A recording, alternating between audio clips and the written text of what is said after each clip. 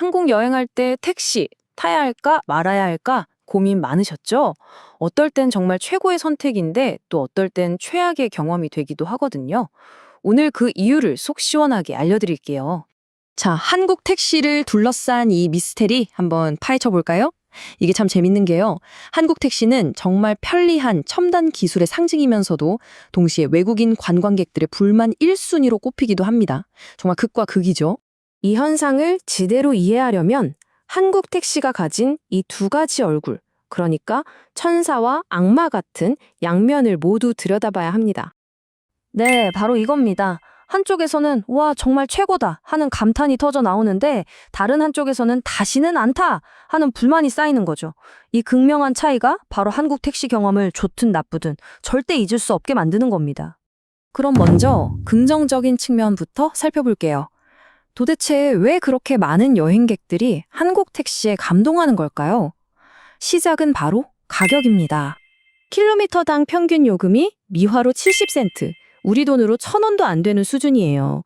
특히 일본이나 유럽처럼 택시비 비싼 나라에서 오신 분들은 정말 깜짝 놀라시더라고요. 맞아요. 늦은 밤에 대중교통 끊겼을 때나 공항에서 무거운 짐 들고 시내까지 갈 때 다른 선진국이었으면 상상도 못할 저렴한 가격으로 편하게 이동할 수 있으니까요. 이러니 택시를 자주 이용하게 될 수밖에 없죠. 그리고 요즘은 카카오티 같은 앱이 있어서 훨씬 더 편해졌죠. 말도 안 통하는데 어디로 가는지, 요금은 얼마나 나올지 걱정할 필요가 전혀 없어요. 앱으로 부르면 기사님 정보부터 예상 경로, 요금까지 다 뜨고 결제도 자동으로 되니까요. 사실 여행객에게 가장 중요한 것 중 하나가 바로 안전이잖아요. 이 기술이 바로 그 부분을 정확히 해결해 주는 거예요. 내가 탄 택시가 어디로 가는지 친구나 가족에게 실시간으로 공유할 수 있다는 거. 이거 정말 큰 안심을 주거든요. 물론 앱이 전부는 아닙니다. 한국은 기본적으로 택시 안에서 강력 범죄가 일어날 확률이 굉장히 낮은 나라예요. 그래서 대부분의 경우 아주 안전하게 목적지까지 갈 수 있죠. 자, 그런데 말입니다. 이렇게 좋은 점만 있으면 얼마나 좋겠어요. 이제부터는 왜 그렇게 불만이 많은지 그 순탄치 않은 길에 대해서도 이야기해봐야겠죠? 한국관광공사 통계를 보면요. 외국인 관광객이 겪는 불만 사항 중에 무려 18.8%, 그러니까 거의 5명 중 1명은 택시 때문에 안 좋은 경험을 했다는 거예요. 이건 정말 심각한 수치죠. 그 불만의 핵심에는 바로 이 악명 높은 바가지 요금이 있습니다. 보세요. 공항에서 시내까지 보통 $50면 올 거리를 $150, 그러니까 3배나 넘게 부르는 경우가 있다는 겁니다. 여행 시작부터 기분을 완전히 망치는 거죠.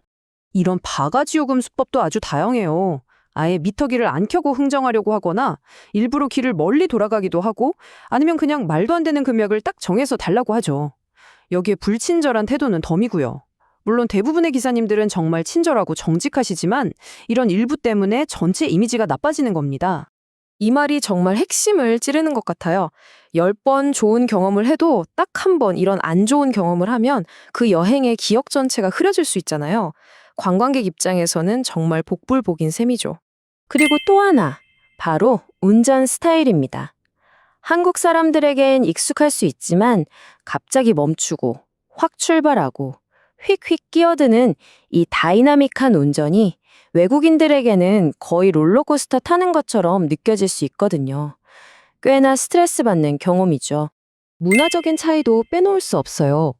서양에서는 택시 기사님과 가벼운 대화를 나누는 걸 자연스럽게 생각하는 경우가 많은데 한국에서는 목적지를 말하고 나면 대부분 조용히 가잖아요.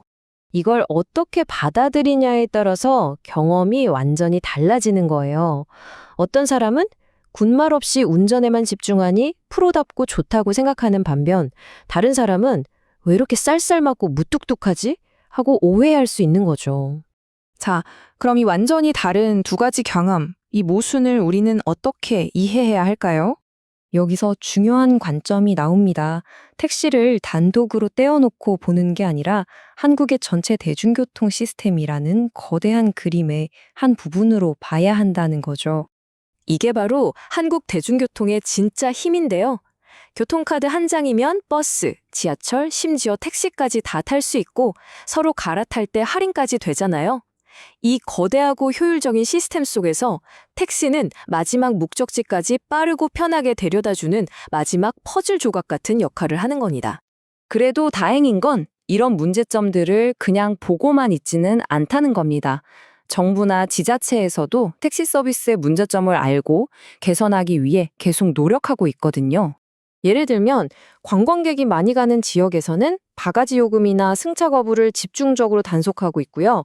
영수증도 영어로 나오게 하고 무엇보다 투명하고 안전한 앱 사용을 적극적으로 권장하고 있죠. 시스템의 좋은 점은 살리고 나쁜 점은 고치려는 의지가 보이는 겁니다. 결국 마지막 질문은 이것인 것 같아요. 과연 이런 기술의 발전과 정책적인 노력이 오랫동안 지속되어 온 한국 택시의 이 두 얼굴, 이 모순을 완전히 해결할 수 있을까요? 여러분은 어떻게 생각하시나요? 이 질문을 남기면서 오늘 이야기를 마무리하겠습니다.